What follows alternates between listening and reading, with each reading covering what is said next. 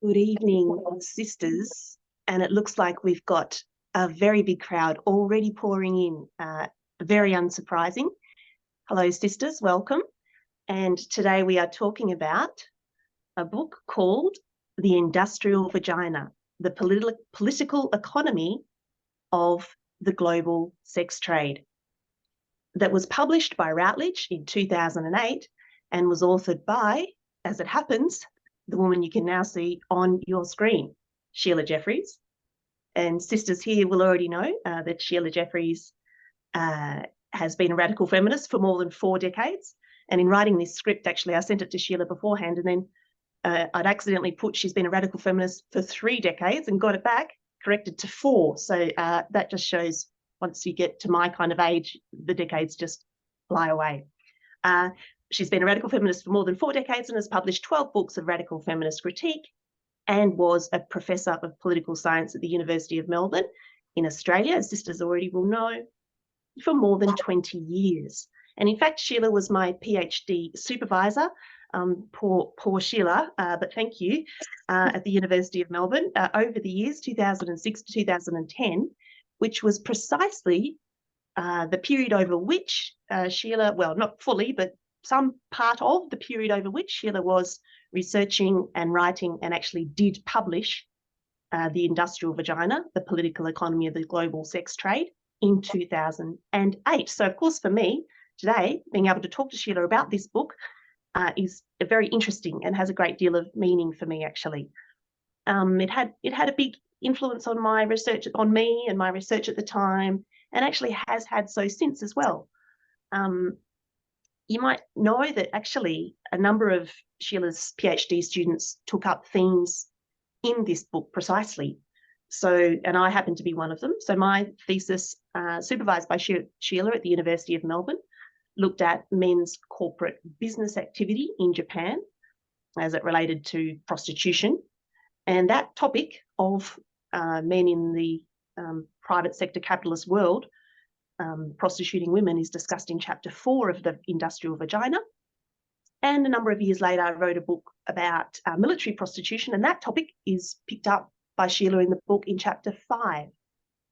And then another of Sheila's students, a woman called Kay Quick, also at the university that I'm at in the same department as well, took up Sheila's marriage as trafficking theme, which is covered in chapter 2. And an earlier PhD student of Sheila's researched the origins of harm reduction as an ideology. That was a fantastic thesis. And that topic is also covered throughout the book. So I think The Industrial Vagina is a rare example of a discussion of globalization and political economy as it relates to our major concerns as radical feminists, and that is prostitution, pornography, and other commercial forms of men's sexual violence. And I don't think the book has been matched since. I've talked enough, so we're all very excited to hear what Sheila Jeffreys' reflections upon her book from, it's a while back now, but obviously it's still, unfortunately, very relevant. So Sheila, just for the first question I'd like to ask you, in the introduction to your book, you note that, and I've forgotten to ask Bernadette in advance to put on the first slide if we possibly can. Timing not very good, but here is the quote I was just about to read out from the introduction to Sheila's book, The Industrial Vagina. And in the introduction, Sheila writes, "Prostitution has been transformed from an illegal, small-scale, largely local, socially despised form of abuse of women into a hugely profitable and either legal or tolerated international industry."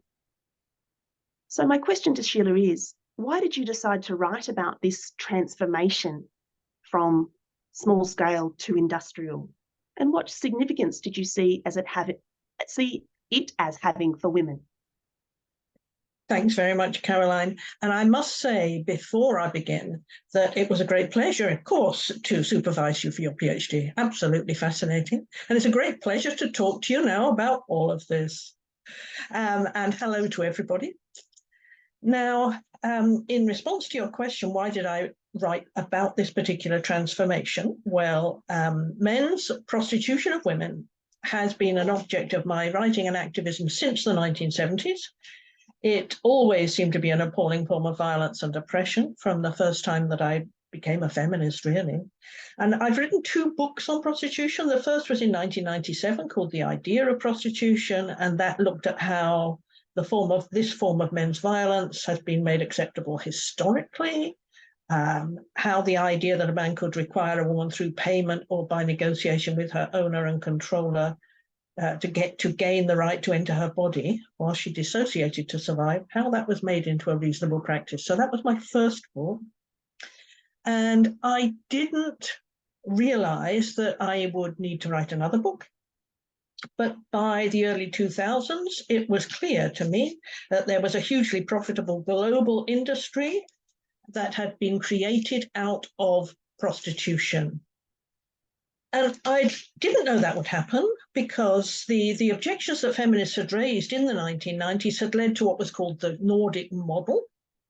That is, laws to penalize men for buying women and decriminalizing and supporting the women who were prostituted. It was called the Nordic model because it was first introduced in 1999 in Sweden. And these laws were spread by feminist campaigning to a number of other countries.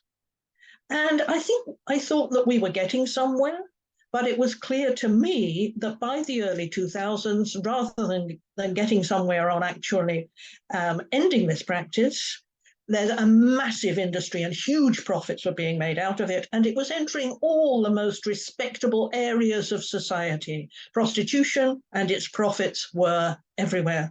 And I hadn't really expected that would happen.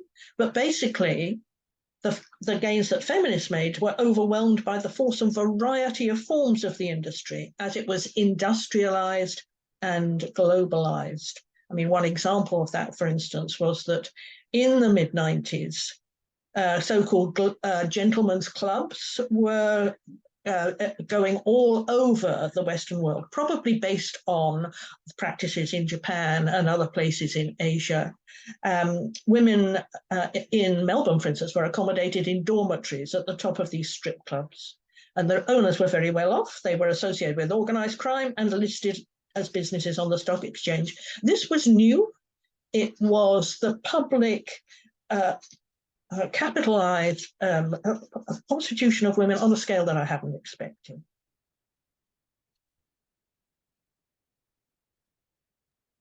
Yeah, very much so. I think, I know we talk about the global prostitution industry as being driven by organised crime and organised crime, and obviously that is true. In Australia, it's certainly the case. But I think, yeah, your book shows in both respects the extent to which it's a criminal enterprise on the one hand, and on the other hand, the extent to which it's a mainstream business activity, which I think is really significant and important for radical feminists to focus on. In one of these radical feminist perspectives webinars back 3 months ago, if sisters can remember, I think sisters might actually remember this webinar. It was back in June this year. Sheila talked about radical feminist political economy. And in that webinar, Sheila, you said that one of your aims in writing this book, The Industrial Vagina, was to get international relations theorists and political economy writers to begin to include prostitution and pornography in their analyses of globalization. So you said that this hadn't happened yet, actually, that they weren't talking about the sex industry when they talked about globalization. I don't think Naomi Klein does. I don't think any of the, big social theorist left writers do, as far as I know. Maybe Chris Hedges is an exception. But you said that, on the other hand, socialist and materialist feminists, the French materialists, for example, have attempted theories of political economy, but radical feminists don't seem to have a go at theorising our own particular politics take on political economy. So my question to you, Sheila, is why do you think this is the case? Yes, I think radical feminists haven't tended to write about political economy because we start from a different point, that is the politics of the personal. So socialist feminists come from a socialist tradition, which is based on economic analysis, and of course does not consider, feminists don't consider the personal to be political. But international economic structures and politics have not been seen as such a concern to radical feminists, for instance, as violence against women, politics of reproduction and motherhood and so on, issues which affect women's bodies, and which of course all have a political economy, but radical feminists haven't chosen to look at those areas of them. So there's been a sort of real gap and separation on the theorizing of economics. And as radical feminists, we've always been concerned with fighting the prostitution of women, whereas socialist feminists haven't seen prostitution as violence, as we do, but they've taken what would probably be seen as a workers' rights perspective. They support women in prostitution, they say, by seeing prostitution as ordinary work and calling it sex work, and valuing what they say is women's choice to be prostituted, which is, of course, really a neoliberal perspective. It fails to see the role of men, because for socialists, it's capitalism and not the male sex class that is the problem. So socialist feminists concentrate on empowering women in prostitution and improving the conditions of their labor, whereas, of course, radical feminists intend to abolish it. And we don't see prostitution as just another form of work, but a form of men's violence. It, of course, is created by women's inequality. Without women's inequality, there could not be prostitution. Boys and young men are not prostituted by as an industry, in an industry run by women for female buyers. There's no equal opportunity. It's not just another form of work because it's carried out inside women's bodies with huge harm to health, and it's a form of violence which women struggle to survive. And there's no other form of work in which the greatest profit is made from the sale and use of the inside of children's bodies, for instance, because the violence of breaking into them is so exciting. And of course, that's fundamental internationally to prostitution. And the buying of that first breaking into a child's body is is worth the most money in prostitution internationally. There really isn't any kind of work like that. So I thought that if I wrote a book which showed the facts about how prostitution took place internationally and as an industry, then it would help to defeat the notion that prostitution was just about women's choice and a job like any other.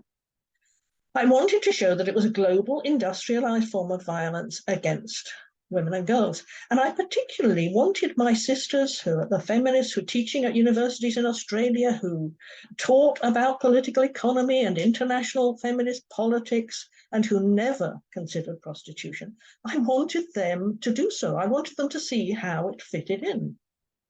And I wanted to show them that the sex industry was a massively important part of the international political economy with hugely harmful effects upon women. I wanted them to see that they needed to include prostitution in their analysis, instead of, as was usually the case, seeing prostitution as just a form of work in which women could demonstrate their entrepreneurship. I wanted them to see the need to abolish prostitution rather than smarten it up with panic buttons and free coffee. It slightly worked. A couple of my sisters, other feminists teaching in universities who never did anything radical feminist, did say they really liked the book. I was astonished they read it. Because I'm quite sure they never read anything else that I wrote about beauty practices and so on and so on. So it had a slight effect, but I wouldn't say that it had the effect that I really wanted. Yeah, well, I mean, your Beauty and Misogyny book was also about the industry of beauty too. So it's strange to me. I have the same feelings about social theory sisters in particular, but also all the men who are making big names in that field. It seems like an obvious industry to incorporate in their discussion of many harmful industries that they talk about as part of our political economy and the capitalist system, but they don't, they really don't. And I know sisters will know some of these details, but just to unfortunately elaborate on Sheila's astute observation there, that it really is about, selling violation of girls for big money in the industry. Sisters here will know about Jeffrey Epstein, and I just looked up a few details about that case because I didn't know about them as well as I should have. And obviously we have begun to hear about the business of Epstein in terms of the trafficking of girls coming through because of JP Morgan being sued and also the ex Chief Financial Officer of the Assets Division being sued by JP Morgan in turn. And as a result of these court cases, bit by bit, as of, I think it's continuing this month, I think more information is coming out by the day, we get to see which male capitalists Epstein was involved with. Their names are coming up now, left, right, and centre, including the co-founder of Google, including Gates, of course. And also we're beginning to see the numbers. So it looks like JP Morgan was forced through the discovery process to do an audit of all transactions that they conducted on behalf of Epstein that had some connection to trafficking. And that came up with a figure of 2 billion over 13 years. Now, of that, only a few million were actually, so-called payments to the victims, not compensation payments, as in, from his perspective, prostitution payments to these young girls. The rest of it were revenues, seemingly, from the men he was trafficking girls to. He's been sued by the Virgin Islands, which is an American jurisdiction, because he had 2 islands within the Virgin Islands where he perpetrated crimes against the girls. And I think that is not being settled yet, but JP Morgan has already paid $290 million to victims in a case suit that they brought against JP Morgan. Deutsche Bank has already paid $190 million back in 2008, and then another $75 million to victims more recently. And obviously, Jess Staley, who was the CEO of Barclays Bank, had stepped down. He was actually the in-place CEO of that bank when this case came up. So he had actually stepped down on the basis of this case. Anyway, I'm throwing out various facts and figures there randomly, and that's not to diminish the information about the victims actually being really harmed. It's not. It's just more. Yeah, obviously, it just strengthens Sheila's point in the whole book. I think that it actually men in the capitalist world are actually incorporating the trafficking of girls even into their daily business practice, and even the CEOs of major international banks have it as their kind of weekly enjoyment that they would have girls pimped to them. I mean, I suppose we all know this in theoretical terms, but once you start to see the profits that are made out of that through the Epstein case, starts to take on kind of the industrial vagina kind of element of the book. I think that the way that Sheila frames it, I think is really important. Anyway, that was just my Google searching for today. But Bernadette, if we could have the second slide, please. It's got the next quote on it. So in chapter 2, Sheila writes that the globalization of the sex industry means that markets in women's bodies are no longer confined within national boundaries. Trafficking, sex tourism, and the mail order bride business have ensured that women's severe inequality can be transferred beyond national boundaries. So my question to Sheila is, why, Sheila, do you think this is, or what do you think is the significance of this transfer for contemporary patriarchy? Yes, thanks, Caroline. Now, the way that people, even feminists and policymakers, tend to talk about prostitution is as if it's a cottage industry somehow that women conduct in their own homes, under their own control, in local areas. Really, that is usually what people understand when they think about prostitution. This is never likely to have been a case, of course, because there have always been pimps. But what was particularly clear by the 20th century, by the 21st century, I should say, was that prostitution was very, very, very much beyond local. I described in the book what the male buyers were doing in the prostitution of women as the outsourcing of subordination, which was a way of my trying to understand what was going on here. Because what I understood was that as women in Western countries went to work outside the home, then they gained greater opportunities, men felt the need to bolster their superior status. This was particularly the case if these men found that women at work were their bosses, which was, of course, horrifying to them and really affected their status. What did they have left as men? So they needed to access women's inequality, and they accessed the severe inequality of women in other countries through the trafficking in women, e.g. powerless and controlled women in brothels in the UK, for instance, who were mainly from Romania, or in Australia, they'd be mainly from Korea or China or Thailand. And these women were entirely subordinate to their male buyers, who could discuss online how big their holes were and whether they were truly subordinate. Yes, online they would discuss whether the holes were flabby or whether they were, whether they held the penis tightly and so on. So these women were just sort of cattle being trafficked around. So men managed to find poor and vulnerable women to exploit in other countries and continue to gain the boost to their male sex status, even though some women in the UK, for instance, might say no to them, and women were increasingly saying no to them. They could go on sex tours to Thailand or use exotic trafficked women in local brothels. And even more easily, the Western men can buy and use women in webcam prostitution, for instance, in which teenage girls in the Philippines use booths at webcam cafes to service men in Manchester or in Melbourne. So this is a truly international vicious inequality and exploitation and form of violence, which is making profits internationally. But these developments are not taken into account by prostitution apologists and the legalization of prostitution, for instance, which is legalization or decriminalization of prostitution, which makes it a regular business, is what the business wants. They want it to be easy to make their money and make their profits and so on. And that's promoted as for the good of the supposedly independent prostituted women and teenage girls, rather than for the pimps, the sex industrialists, organized crime groups, and the customers. And I wanted to make it clear what the global sex industry now looks like. And the globalization of the sex industry means that in countries where women have more opportunities and are less susceptible to sexual exploitation, women can be imported from poorer countries to be prostituted in brothel and strip clubs and in escort prostitution. It means that men from richer countries can travel on sex tours to poor countries like Thailand and the Philippines or the Dominican Republic to buy use of women there.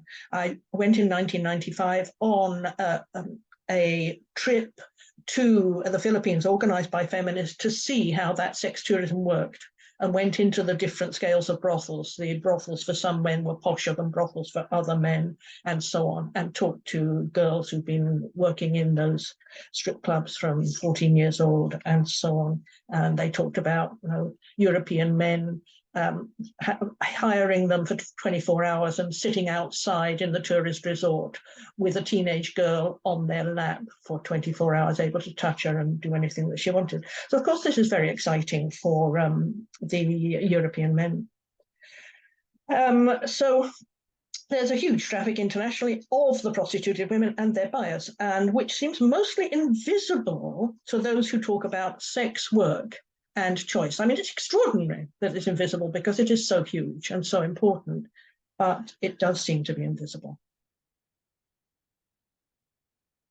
Yeah, particularly in countries like Australia too, where a big proportion of the women locked into the industry are from Asia. And I think that really seems to make it a problem for local women who are, like you say, there are local women victims, but because they are gaining some benefit out of, or at least they're not the ones being trafficked into the local industry, and therefore somehow other women being trafficked into it, especially if they're Asian women, doesn't seem to hit home as a problem in the way that the same women, actually Australia has a very strong liberal feminist politic, the same women are very concerned about sexual harassment in the workplace and rape, revenge pornography, coercive control, stalking. Australia has on a weekly basis the passing of these laws that are good and have been lobbied for over years and years by liberal feminists. And they just don't find in their hearts the same kind of passion when it comes to anything to do with the sex industry, it seems.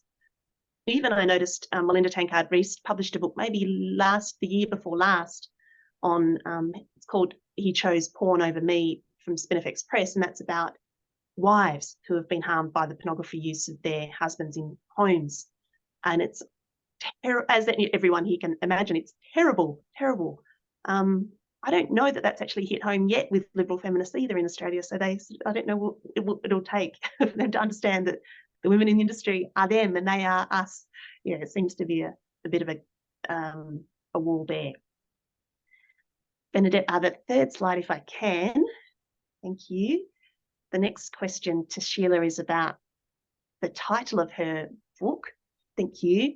And I imagine, Sheila, that obviously this title that you chose for the book back in 2008, The Industrial Vagina, must have, I don't know how it went over with your publisher or whether it attracted attention from people around you, but obviously it's a good one. And in chapter 3, you write, as on the screen here, the vagina becomes the centre of a business organised on an industrial scale, though the vagina itself is still subject to problems and inevitably associated with the use of the interior of a woman's body. So my question to you, Sheila, is what do you think is the significance of the industry making its profits in this way? Yes, well, in fact, the title was intended to shock, and there were some feminists at the time who thought it was a rather rude title and trivialized the issue, and it was not a good title, but I did think that the title was necessary. And the words industrial and vagina don't usually go together, whereas most workers, for instance, use a form of machinery external to themselves, such as a computer or a lorry. But the prostituted woman and girl, her body is the industrial equipment. And I wanted to jar people into realizing that prostitution is not just sex, but industrial and harmful usage of women as objects. And of course, as we know, the vagina is not an insensate tube, but the interior of a woman's body, susceptible to serious injury, considerable pain, and many pregnancies, unwanted childbearing, and abortions. All of those things go with the industry. And to suffer a large number of filthy penises in the intimate heart of her body, a woman has to dissociate emotionally to survive, a practice which has considerable harmful effects on her own sexuality and love relationships and her feelings about herself. And of course, that's not really necessary in doing tech work in the same way. Now, the book was picked for the list of best book titles of the year by the Booksellers magazine, so it achieved its purpose in that way. It got noticed. I don't know how many of them actually read the book. And I don't know to what extent it helped to change the way prostitution was understood, but I hope it rattled the policy debate a little and unsettled some complacencies.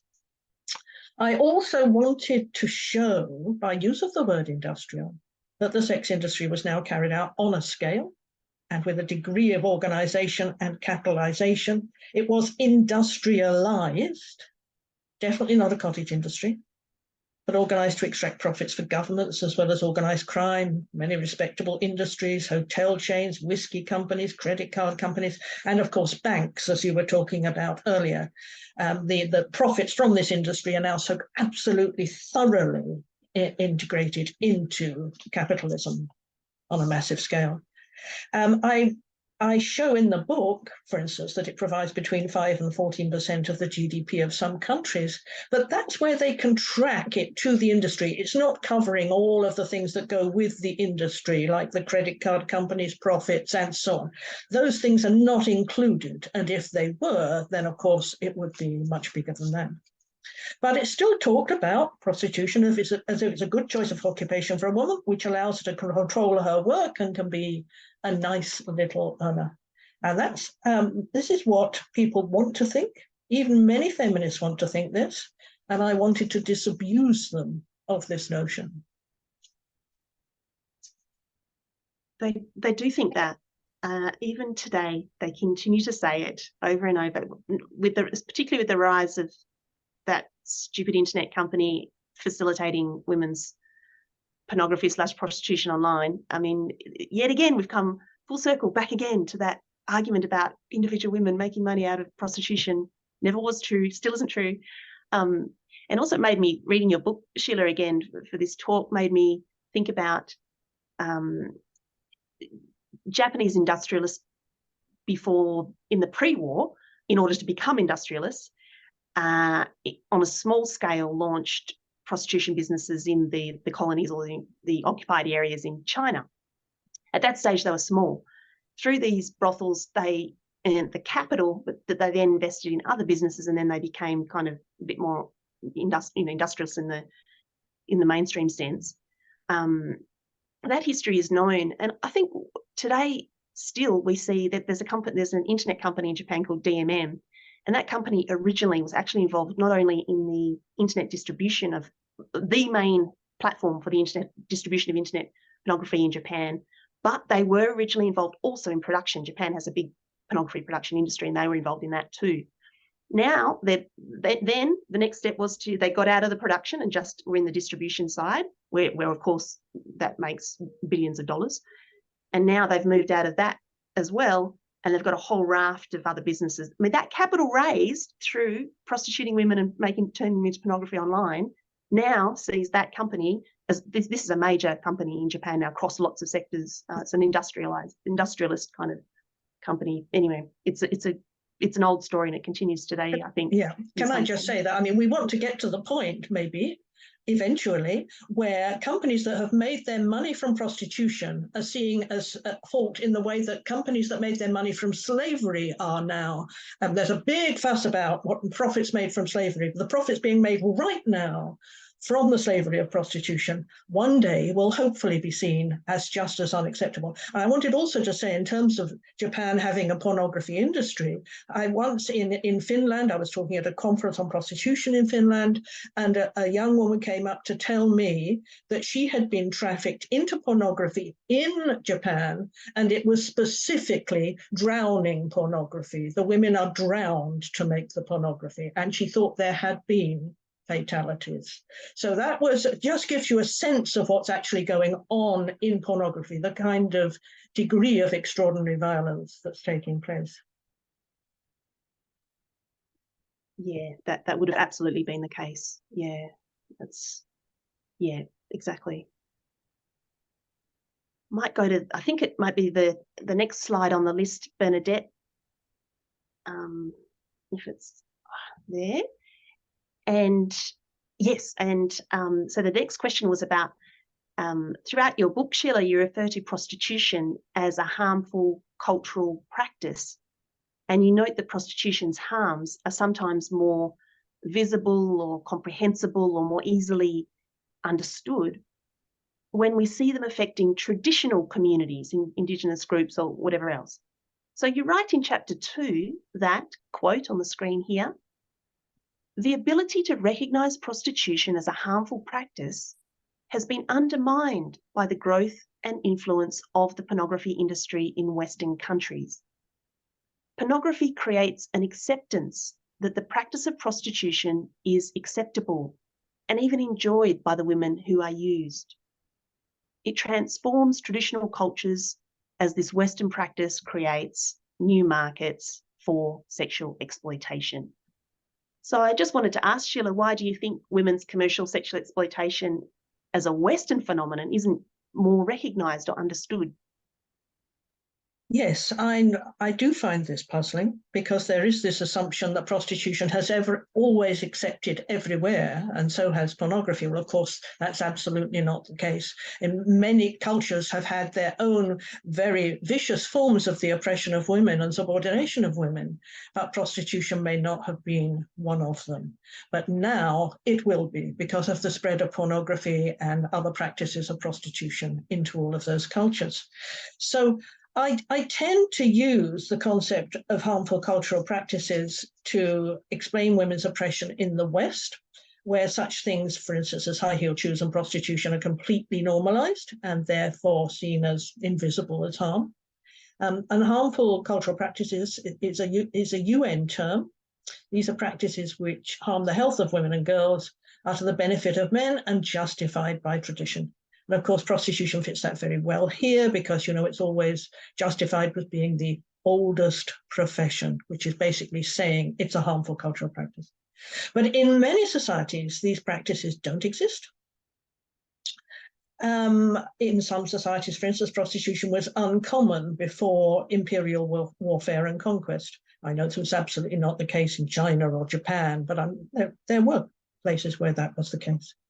For instance, prostitution is supposed to have been uncommon before the US took over from the Spanish and colonized the Philippines in the early 19th century. And of course, now the Philippines is a world center of prostitution. And I was surprised by that, but it makes sense. So the US has been a huge promoter and creator of prostitution internationally, a massive, massive force. And in some societies, porn was uncommon until the late 20th century now. And now, of course, there's an avalanche of porn coming from Western countries, and in Japan coming from Japan. So Japan and China have to be understood in a slightly different way, I think, from some of the other countries I'm talking about here. I argue in the book that prostitution has always been important to what's called development, i.e. the way in which Western companies have destroyed and stolen the natural resources of poor countries. I don't know why this has not been understood or remarked upon, probably because women do not matter. And girls and women are a natural resource, which is exploited as a kind of collateral damage as development takes place. For instance, the male workers in the mines and logging in Asia are removed from their communities and provided with girls to sexually use who are enslaved and trafficked. I write in the book about Papua New Guinea, for instance, where extraction of the land's natural resources by the West began early in the 20th century. And girls and women were taken to the mines to service the men. There are always sort of brothel areas, both around military camps and around mines and wherever large amounts of men are. And this practice of removing the girls and taking them to the mines destroyed their families and relationships with their children and the women's health and their well-being. And it's seldom remarked upon. Similarly, forestry workers who are destroying the forests are supplied with girl children as wives at about 9 years old. And when one worker leaves, the girl is often passed on. And another practice I discovered was of girl children being delivered to boats in harbors for ships that had come in on trading routes to be used by the sailors. And though they would be collected and then recycled. And we're talking here about very young girls, often about as young as 9 years old. So there is a hugely important business of prostitution involved with practices of trade and development, which nobody is looking at. I remember at the time thinking, who could talk about this? I must look and find something. And there was some report on the effect of development on women from Oxfam. And no, it wasn't there. It wasn't there. And so who can you depend upon to have some interest in defending the women against these terrible harms when they are actually invisible? All sorts of other harms are visible to the environment, for instance, but women and girls aren't part of the environment. They're not seen as part of the environment, but I understand women and girls to be part of the environment. I also, when I was writing this section on development, I found material to suggest that prostitution was a crucial part of the development of Australia. For instance, girls who had been sold into prostitution at 6 or 7 in Japan, this is the geisha system, would be trained in Singapore and then trafficked to mining sites in outback Australia for sexual use in the 19th century.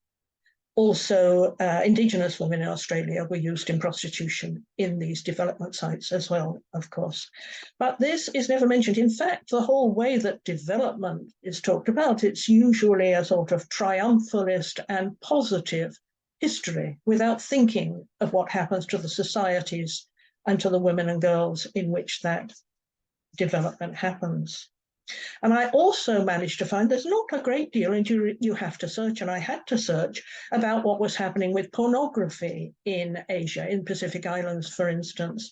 And I found about how pornography was often, of course, created by Western sex industrialists in Asia, in Cambodia. Cambodia is one place that American sex industrialists would create pornography, really vicious pornography, because the women were particularly vulnerable. And I'm sure that is still going on.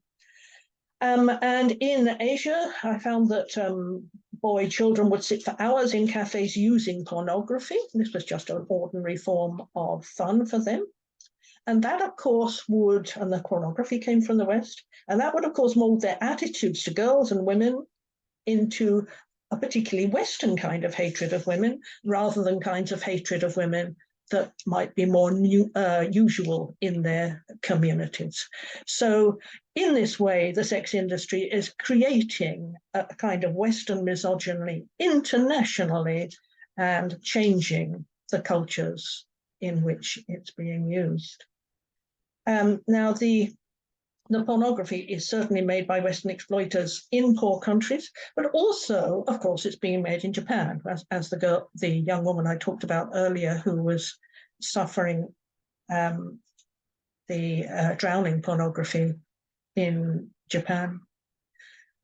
So I just think that there's a huge gap there. Why is nobody interested in all of this? It's impossible not to see, and hopefully once anybody gets a bit of a sight of it, they will not be able to forget it.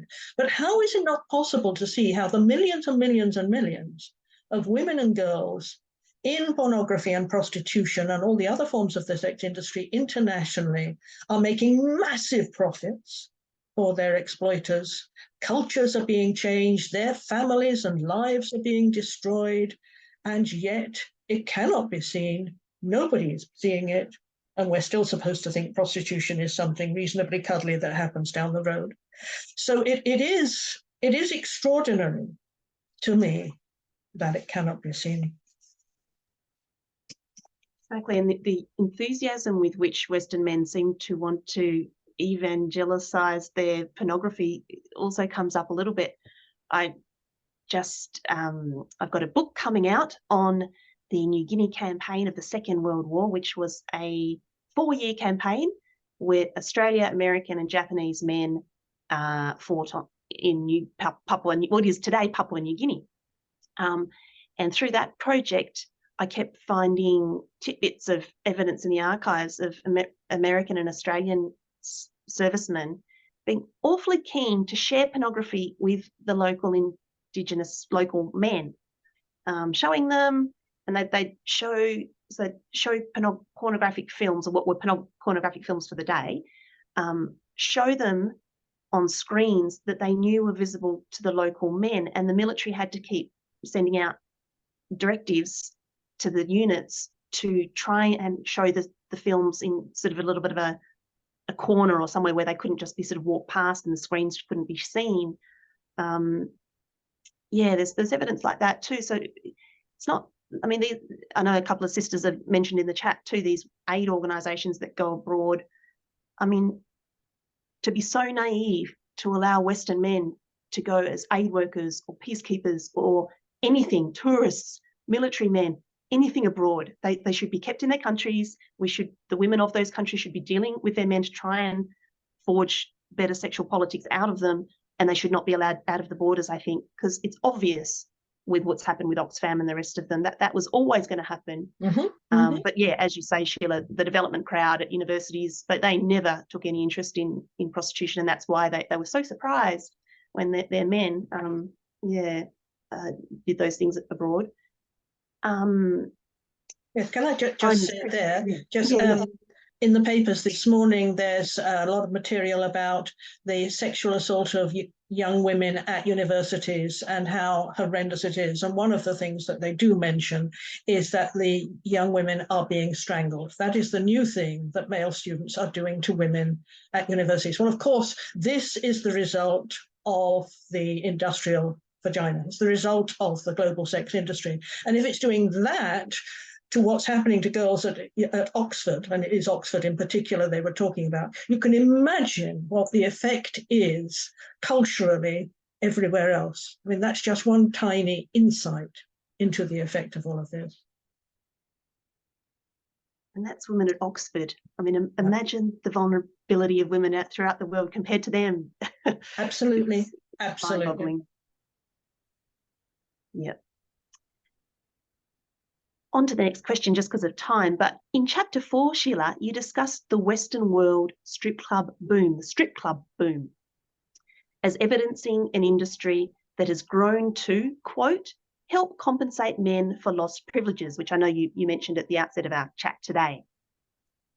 And now women in business have to confront, this is Sheila's quote here, women in business have to confront a new glass ceiling created by male colleagues' use of these strip clubs, end quote. So Sheila, even recently, there was a major fraud case in Melbourne perpetrated by a bunch of, ostensibly regular businessmen, as in they had executive positions in mainstream business in Australia, that was reported in the newspaper as having been arranged by them in strip clubs. And in fact, they made links with local organised crime, and one of the deals went bad that they were trying to create, and one of them was bashed in the end by one of those collaborators from organised crime. But Sheila, what do you think is the significance of strip clubs to contemporary Western patriarchy? And why do liberal feminists not seem to insist upon sexual harassment as a reason to shut them down? Yes, well, in fact, I've written quite a bit about strip clubs and industry. And of course, we know the reason that they exist, which is that the pimp states have arrangements with their male citizens to service them, which is why they support the pornography industry, why they support strip clubs, and also they do have an important role in men's business practice. In Australia, for instance, firms would give bonuses to their male workers in strip clubs. They could go and spend their vouchers in the strip clubs and so on. And they did product launches in strip clubs. That was perfectly normal. Of course, there's a bit of an obstacle. And what's interesting is that a lot of people are concerned about, the equality of women in business and opportunities. Well, there's no way that women can have any kind of opportunities in business if the deals are made by men looking into the vaginas and anuses of women, and the women are not able to do that. In fact, in one of the pieces of research, a woman just said that she had to chat to the women themselves who were being prostituted in the clubs, because obviously there was no chance of equality there. So the hypocrisy is completely extraordinary. Whilst prostitution exists, all forms of it are used in business, and there's no possibility that women will be equal in business. I mean, obviously, there are many other ways in which women cannot be equal either, as long as prostitution exists, which is sexually, emotionally. If the men they are involved with are using pornography, using women in prostitution, there's no chance of any kind of equal relationships. So prostitution is, of course, a massive obstacle straight across the possibility of women having any kind of equality. But it is not talked about like that. It is not talked about like that. I'm going to hurry on a little bit, because I agree that we haven't got very much time. So maybe you could go on to the next question. Yep, great, Sheila. In the final chapter of the book, of your Industrial Vagina, you describe the hard work and success feminists have had in campaigning against forms of male sexual violence that are not commercial.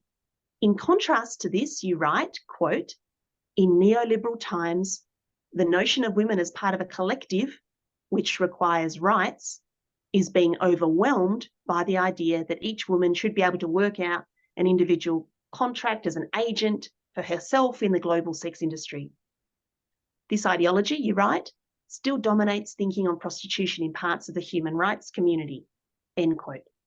So Sheila, what do you think of the current global situation? And I think sisters have been quoting the European Parliament decision in the chat, but what do you think of the current global situation in relation to the Nordic model and radical feminist possibilities of dismantling this ideology? Have things improved or declined since you wrote the Industrial Vagina? Yes, this is a really important question, and I haven't been so involved in this struggle as I think you have in the last little while. But as I explain in the book, there's a variety of supposedly feminist academics that choose to celebrate the agency of women and girls, however dire their circumstances and their lack of any meaningful choice. And I remember that a woman who taught in my university, I read a piece by her, which I talk about in the book, about an aid worker in a refugee camp, where, of course, the prostitution of women and girls is huge, but that's not much thought about. a girl of 13, 14 years old had to get a piece of bread for her baby. She already had a baby, almost certainly from sexual exploitation, of course, because she's too young. And she had to sexually service this man. And this academic wrote in the book, in her article, that this was an example of her agency. Even though so young, she was able to exercise her agency. Well, actually, we call it child rape. Or we do in other places call it child rape. So this is extraordinary that there is amongst liberal academics, liberal supposedly feminist academics, this huge enthusiasm and desire to find agency in anything. Rather, they don't talk about oppression or subordination or violence.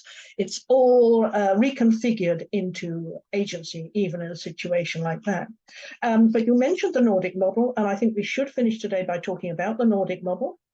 I was involved in the Australian branch of the Coalition Against Trafficking in Women, where I met you in 1994.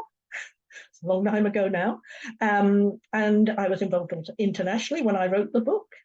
And we were campaigning to abolish prostitution, mainly through getting states to pass the Nordic model that penalised male buyers and decriminalised and supported prostituted women. And when I wrote the book, I did think progress was being made on abolishing prostitution, and several more countries like Ireland and Israel did introduce abolitionist laws since then.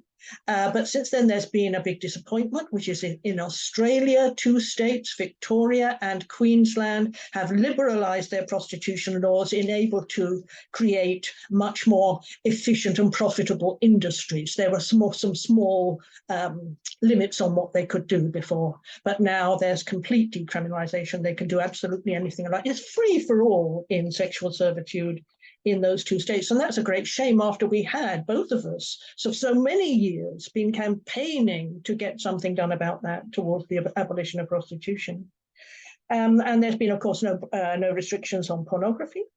The photographing of acts of prostitution, because that's what it is, are completely acceptable, really, anyway. There's occasionally some small limits on particular kinds of violence in the pornography, but no recognition that the pornography is violence, of course.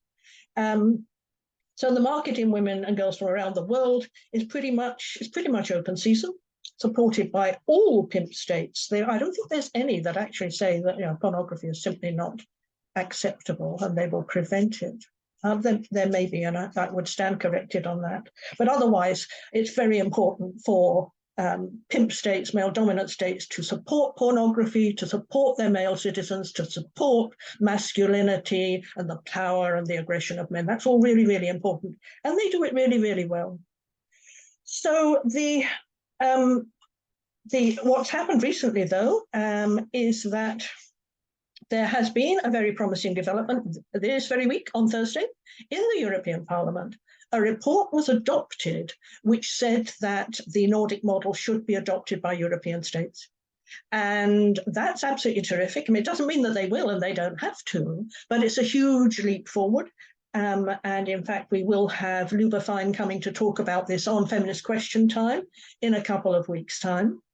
And it describes prostitution, the report, as gender-based violence. I hate that. What the hell is gender-based? But it does say that it's violence. I mean, gender is a euphemism, of course, and prostitution is male violence, and we should call it male violence. But I was wondering what thoughts you had on how far we've got, what's happening in Japan and other places. Thanks, Sheila. In Japan, there's been a strange turnaround. So Japanese legislation on its surface, actually Japan was the first country after the war for the state to outright declare that prostitution is a harm to women, believe it or not. That's in the preface to their legislation, which is still current today. Then that legislation was undermined by a number of ordinances, and then we have the sex industry that we have today. But Japan also had a strong abolitionist movement both before the war and after. And I know when you think of Japan, you don't think of these good features, but under the surface, there is that. There is definitely that. And as a result, I think of that history, a couple of things happened. Maybe about 5 years ago, an organisation was formed that was extremely effective, now, at the moment, I think it's fair to say that the left, or at least a leftist identified person, cannot come out in Japan in sort of leftist circles now and say positive things about the sex industry. So legislative change has not yet happened, but it's a little bit on its way. But for that change to have happened in Japan is just so wonderful. And yeah, I mean, thanks to the sisters here, they did a lot of work to get that change. Australia, of course, the sisters here will know, we're having a little bit of success, or the sisters who are responsible for campaigning there endlessly, having a bit of success in the state of South Australia. So we have both a Labor government and a sitting Labor government and the opposition government both agreeing that the Nordic model is best.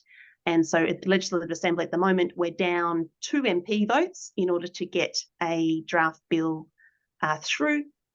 Of course, that doesn't mean that it's yet gone through the other house, but at least that's major progress. And that came about because the pimp lobby in Australia attempted to pass a decriminalisation bill in that state so many times that it allowed abolitionists to get into that state and to combat over years and years those bills, and through doing, therefore, educate the MPs on both sides of the House as to the Nordic model's benefits. And as a result of that education campaign, we now seem to be in a slightly winning position in South Australia, but that's the only position where we seem to be a little bit in a favourable position in Australia. Elsewhere is, as you said, Sheila, Queensland was a real disappointment, is a real disappointment.